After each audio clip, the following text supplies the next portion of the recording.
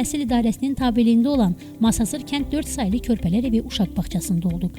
Bağçadakı nizam-intizam, könüllərə oxşayan körpələrin gülüşləri bizi valeh etdi. Müəllimlərin az yaşlılarla davranışı elə isti, elə sevgi dolu idi ki, onların sevgisindən nə qədər danışsaq da bəs etməzdi. Milli bayramımıza hazırlaşan az yaşlılar əyləndilər, oynadılar, deyib güldülər. Biz də onların şirin şəkər çıxışlarını sevə-sevə lentə alıb sizə təqdim etdik. Bu sevgidən həvəslə danışan tərbiyəçi onlara ana qayğısı ilə yanaşdıqlarını bildirdi.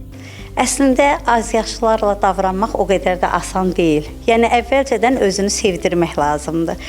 Daha sonradan uşaqların etibarını qazanmaq lazımdır ki, onlar sənə inansınlar, etibar eləsinlər, öyrətdiklərini götürsünlər. Ona görə də biz onlara bir ana kimi davranırıq. Yəni biz burada tərbiyəçi deyil, onlara analıq.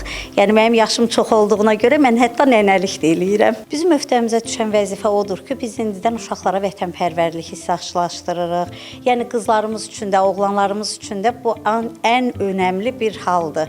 Yəni oğlanlarımız təbii ki, gələcəyin əsgərləridir, vətənimizi qoruyan keşikçilərimizdir. Qızlarımız da Azərbaycan xalqına yaraşan xanımlar olmalıdır. Bizim əsas ideyamız budur. Əziz tərbiyəçilər, istedadlı körpələr, bayram əhval-ruhiyyəli günün gözəlliyini hər kəsə təqdim etdik. Çünki bu təqdimat əsl sevgidən xəbər verirdi. Cəmilə Nəsir qızı, Kamil Quliyev, Bugün İnformasiya proqramı üçün.